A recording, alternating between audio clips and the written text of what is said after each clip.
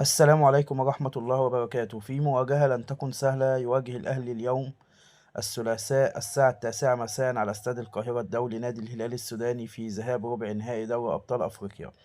مواجهة لن تكون سهلة لأنها أمام منافس جيد وحقق نتائج جيدة في دور المجموعات الموسم الحالي وتصدر مجموعته رغم كل الظروف الصعبة التي واجهها واللعب خارج دياره، ومنافس لديه العديد من اللاعبين الدوليين وأصحاب الخبرات في صفوفه حاليا. لكني على المستوى الشخصي ما بحبش أقلل من أي منافس أو من أي فريق يلعب قدام الأهلي، لأن في النهاية الأهلي لو لعب لعبه الطبيعي قادر يكسب أي فريق في القارة عادي جدا، وده مش مجرد كلام، دي حقائق. اللي مش شايف كده محتاج يقيس نظر أو يشوف التاريخ. لكن معلش، لكن مش معنى كده انك تدخل المباراة تستهين بالمنافس، لا طبعا لازم تمنح المنافس الاحترام الذي يستحقه وتلعب لعبك الطبيعي. عندنا في الاهلي كواليتي لاعبين اعلى بكتير جدا من الهلال السوداني، ولكن لكل مباراة ظروفها، ولا تزال هذه الفوارق على ارض الملعب. مطالب الجميع باللعب بكل جدية من اللحظة الاولى والتعامل مع المباراة وكأنها نهائي، وعلى الأهلي أن يتجنب استقبال أي أهداف في القاهرة، وعلى مدافع الأهلي أن تكون حذرة بشكل كبير جدا، لأن فريق الهلال السوداني يمتلك أنياب هجومية جيدة جدا ويمكنها تشكيل إزعاج كبير إذا لم يتم التعامل معها بشكل جيد، وخصوصا الجناحين. والمهاجم الأهلي لم يستعد جيدا لتلك المباراة بعكس المنافس الذي خاض معسكر إعداد في تونس وخاض بعض المباريات الودية القوية وجهز كل عناصره والتوقيت اللي كل لعيب في الأهلي الغير دوليين كانوا في أجازات بجهازهم الفني بعد أزمة القمة. وأتمنى ألا تعاقبنا كرة القدم على القرارات العجيبة من الجهاز الفني، واللي رفض إن الفريق حتى يخوض مباراة كأس الرابطة لاستعداد الفورمة. فضل مشاركتهم في مباراة ودية بعيدا عن الأضواء حتى لا يرى الجمهور المستوى الذي يظهر به في هذه المباراة.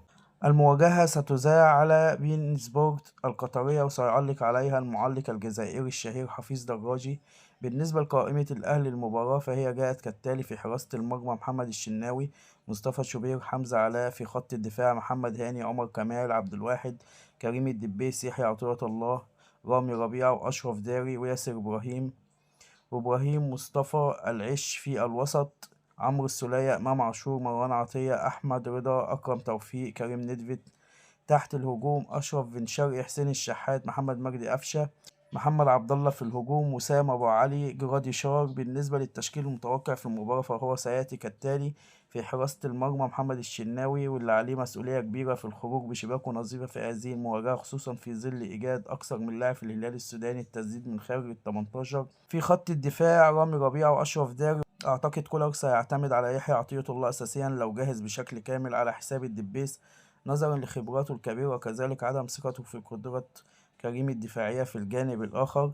بلا شك محمد هاني في خط الوسط، مروان عطية وإمام عاشور وأحمد رضا هم الأقرب، قد يكون الأخير. ولو أنا اللي هختار هحط أحمد رضا وأنا مغمض، لاعب بيعرف يستحوذ على الكرة بشكل جيد جدا وبيحرك اللعب ويتصرف فيه تحت ضغط، خصوصا أن جرادي شار بيتمتع بثقة كولر الفترة الحالية. بالنسبة لنقاط القوة في الهلال السوداني فهو عنده أكثر من عنصر مميز، ولكن يعد أهمهم آدم كولوبالي وجان كلود أجنحة الفريق، وياسر مزمال المهاجم الصريح، وبديل محمد عبد الرحمن اللي بيعاني من إصابة. هذا الثلاثي الأخطر على مرمى الأهلي الثاني الأول لديهم قدرة كبيرة على الاختراق والتسديد من خارج ال 18 وأصحاب سرعات كبيرة، وخاصة اللاعب البراندي جينوت صاحب المهارات الخاصة والقدم القوية، واللي ممكن يتعب محمد هاني بشكل كبير في هذا اللقاء. وعلى محمد هاني ألا يسمح له بالدخول للعمق إطلاقا، لأنه كتير بيقطم لجوه وبيشوط زي تريزيجيه بالظبط. وياسر مزمل مهاجم الفريق يمتلك سرعات كبيرة ومميز في خلق الفرص وفتح المساحات لزملائه، وعلى الأهلي أن يركز بشكل كبير مع هذا الثلاثي تحديدا. ولا يجب أن ننسى خادم دايو والظهير الأيسر اللي طرح في فترة من الفترات إنه يعوض على معلول في الأهلي ظهيرا قويا بشكل خطورة كبيرة من جبهة على أغلب المنافسين. ثاني شيء لابد أن يحذر منه الأهلي في هذا اللقاء قدرة الهلال على استغلال المرتدات بالشكل الأمثل نظرا للسرعات اللي يمتلكونها في الخط الأمامي. ثالث شيء الكرات الثابتة وقدرتها على التسجيل منها. نظرا للأطوال الكبيرة اللي موجودة في صفوف الفريق بالنسبة لنقاط الضعف في الهلال السوداني، في اللي بيعاني على مستوى الأطراف بشكل كبير خطورة جبهتي الأهلي. ولكن هل يقدر يوقف بن شرقي ويحيى عطية الله والشحات وهاني؟ لا، هتكون للمهارات الخاصة رأي آخر. ده اللي هنشوفه في المباراة. ثاني شيء هو الضغط من الأمام على دفاعات الهلال بسبب ده اللي هنشوفه في المباراة. تاني شيء هو الضغط من الأمام على دفاعات الهلال يسبب لهم العديد من المتاعب، وذلك لعدم قدرتهم على الخروج بشكل صحيح بالكرة من تحت لما يكون عليهم ضغط. لو نجحت إنك تمارس الضغط المتقدم عليهم هتوفر لك فرص كثيرة للتسجيل خلال المباراة، وأتمنى نقدر نستغلها بشكل صحيح للخروج بثلاثية على الأقل من هذه المواجهة. ثالث شيء هي الكرات الثابتة على لاعبي الأهلي، استغلال الخشونة اللي بيلعبوا بيها لاعبي الهلال والحصول على الكرة حوالين ال18، خصوصا في تواجد يحيى عطية الله سام أبو علي اللي بيقدر يستغل الكرات الثابتة من الأماكن ديت كويس جدا. حذر اللعيبة